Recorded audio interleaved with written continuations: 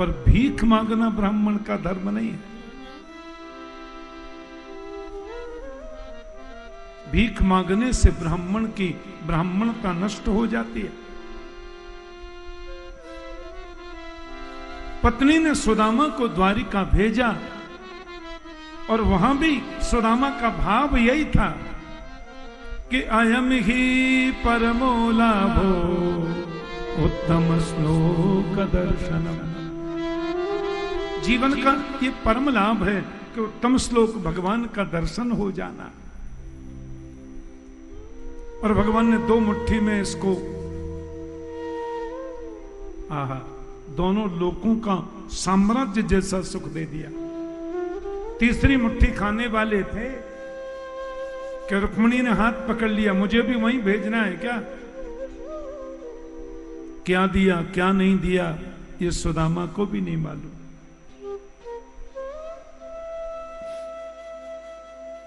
और लौट करके आए तो जहां सुदामा की पर्णकुटी थी वहां तो महल क्या पूरा नगर बसा है, नाम है सुदामापुरी। सुदामा ने पत्नी से जब जाना और ये पाया कि सब द्वारिकाधीश ने किया है, सुदामा बोले मैं तो एकांत में कहीं पर्णकुटी में रहकर भजन करूंगा, मुझे सोने के महल में नहीं रहना। और जैसे ही वो निकल कर के जाने लगे, सुदामा ने कहा हमने कम मांगा तुमसे ये सब, हमने तुमसे मांगा कब? भगवान बोले जो नहीं मांगते उनको देने में मुझे सुख मिलता है।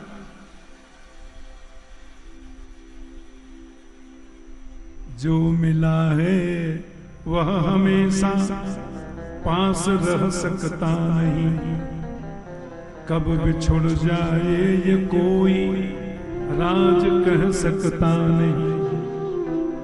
जिंदगानी का खिला मधुवन किसी का है दिया, मैं नहीं मेरा नहीं यह तन किसी का है दिया।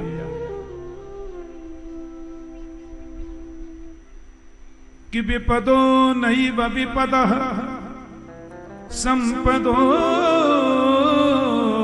नैव संपदः, विपद विस्मरणं विष्णो संपत नारायण स्मृति।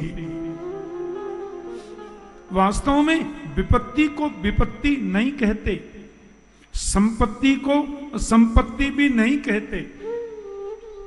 भगवान को भूल जाना ही सबसे बड़ी विपत्ति है और भगवान की याद बने रहना जीवन की सबसे बड़ी संपत्ति है। आप सुंदरकांड पढ़ते हैं, सुंदरकांड में लिखा है, हनुमान जी कह रहे हैं कह हनुमंत विपत्ति प्रभु सोई, कह हनुमंत विपत्ति प्रभु सोई, कह हनुमंत विपत्ति प्रभु सोई, कह हनुमंत विपत्ति प्रभु सोई, कह हनुमंत विपत्ति प्रभु सोई। जब तब सुमिरन भजन हो, जब तब सुमिरन भजन हो, जब तब सुमिरन भजन न हो, जब तब सुमिरन भजन हो। भगवान को भूल जाना ही विपत्ति है। सुदामा को ऐश्वर्य मिला, उसको भगवत प्रसाद समझा।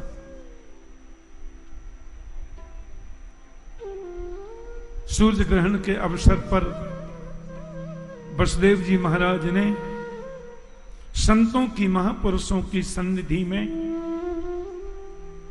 कृष्ण बलराम के कुशल निर्देशन में बहुत बड़ा यज्ञ किया कुरुक्षेत्र में।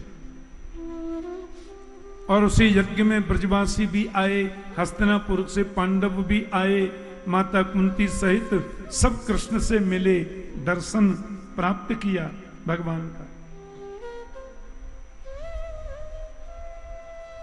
जीवन का सुख मिला सबको। जीवन का परम सुख क्या है? भगवान की याद बने रहना। गर्ग संहिता आदि में तो वर्णन आता है गोविंद की भी परम आराध्या हमारे ब्रज की स्वामिनी साक्षात गोविंद का ही स्वरूप राधा कृष्ण स्वरूपाम्बई, कृष्णम राधा स्वरूपणम कलात्मानम निकुंजस्थम गुरु रूपम सदा भजे। राधा रानी भी कुरुक्षेत्र पधारी गोपियों के साथ में, और हमारे राधा माधव एक ही तो हैं दोनों, कोई अंतर नहीं है। परमात्मा द्वारिकाधीश की भार्याओं ने परमाराध्या किशोरी जी का दर्शन किया, उनसे भक्ति वर प्राप्त किया, सब कुछ प्राप्त हो जाता है। कृष्ण पत्नियां धन्य हो गई।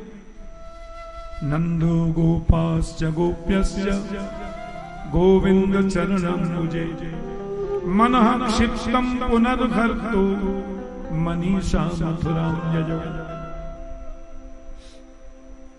भगवान अपने पुत्रों को समय समय पर उपदेश करते थे। बहुत ध्यान से सुनना। इतना बड़ा परिवार है द्वारिकाधीश का।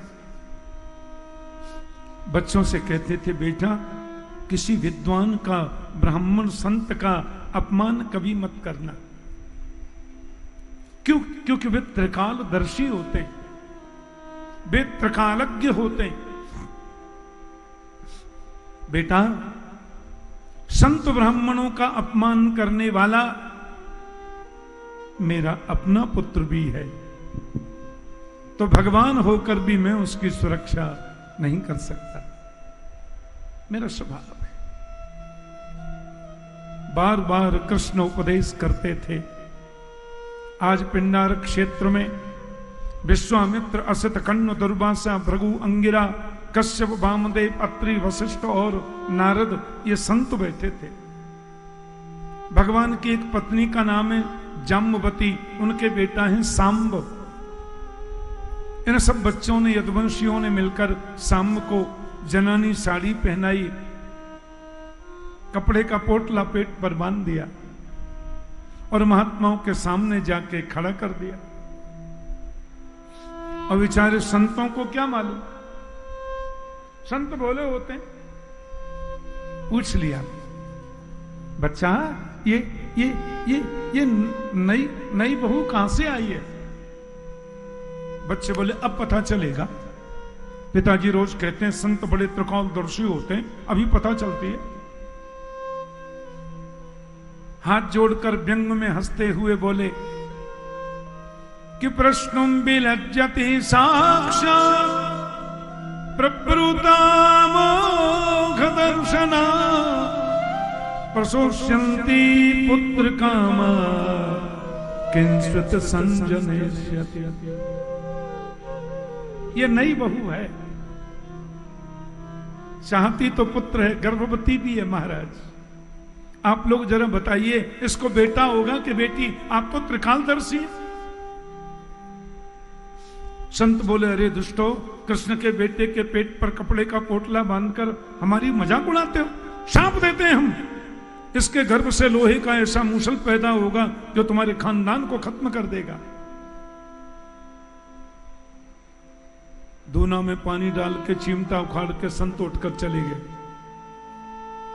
बच्चे बोले महाराज सुनिए सुनिए सुनिए। बोले क्या सुनना है? और साड़ी खोलकर देखा तो लोहे का पिंड रखा था,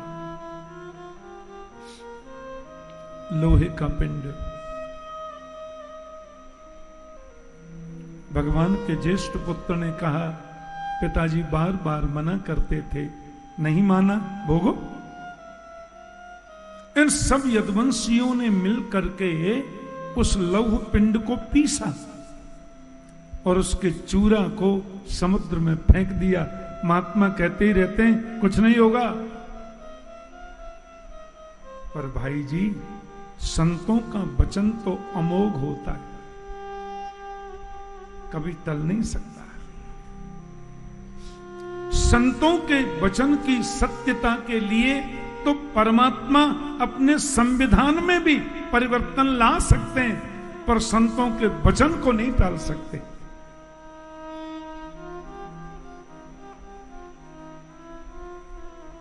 भगवान को पता चल गया मेरे यदु वंश के विनाश का कारण बना भी तो मेरा अपना बेटा बना, मेरा अपना पुत्र बना।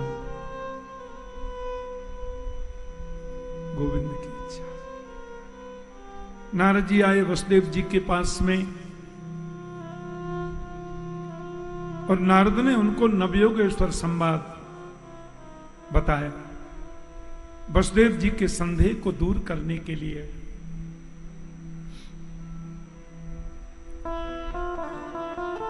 देवताओं ने आकर के परमात्मा से प्रार्थना की, अपने धाम को चलो न गोपाल। भगवान बोले कैसे जाए।